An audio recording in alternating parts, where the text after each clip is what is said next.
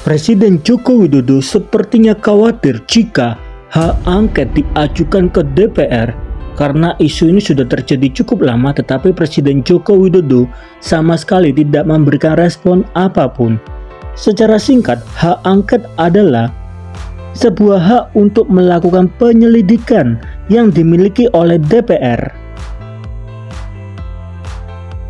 yang mempunyai tujuan untuk memutuskan bahwa pelaksanaan suatu undang-undang dalam kebijakan pemerintahan yang berkaitan dengan hal penting, strategis, dan berdampak luas pada kehidupan bermasyarakat, berbangsa, bernegara bertentangan dengan ketentuan peraturan perundang-undangan, di mana ini memang diatur di dalam Undang-Undang Pasal 79 Ayat 3 Nomor 17 Tahun 2014. Tujuannya hanya singkat ya teman-teman. Ketika hak angket itu diajukan, itu bertujuan agar kebijakan pemerintah bisa transparansi dan bisa dilihat oleh masyarakat secara luas. Salah satu contoh kegiatan pemerintah adalah pemilu ya teman-teman, pemilu 2024. Dan hak angket ini untuk pertama kali diajukan oleh Ganjar Pranowo atas dugaan kecurangan pemilu, bahkan didukung dengan pasangan 01 yaitu Anies bersama Caimin. Lalu ketika hak angket itu diajukan, apa mungkin dikabulkan?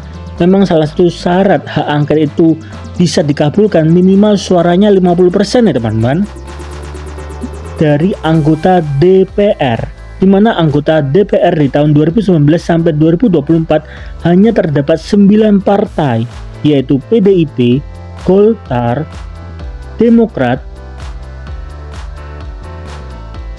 Gerindra, PAN, PKB, PKS, P3, dan Nasdem.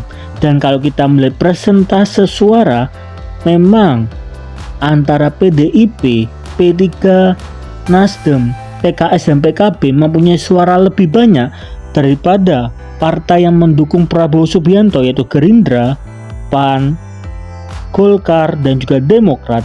Jadi jika hak angket ini diajukan, maka kemungkinan besar akan diterima karena perbandingan suaranya adalah 314 suara akan setuju dan 261 kursi tidak setuju jika kita melihat anggota DPR sekarang.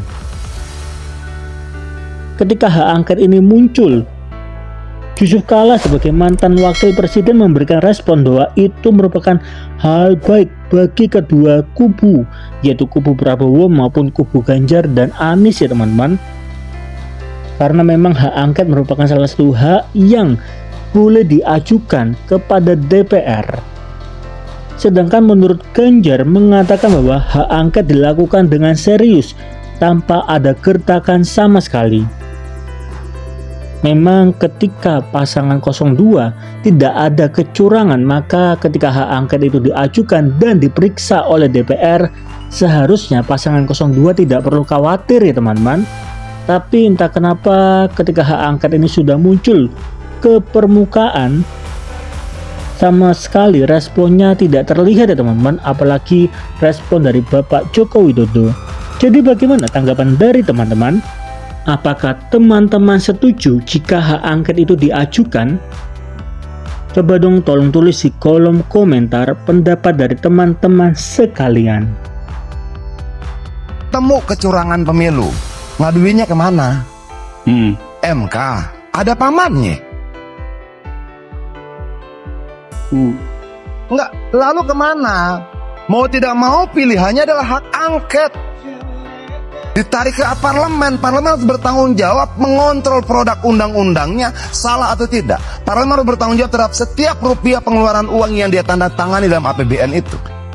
Ya oh tidak mau, dorong aja di hak angket, kan memang mekanismenya ada. Lu setuju kan? Bahwa kalau teman-teman mau mendorong di hak angket silakan.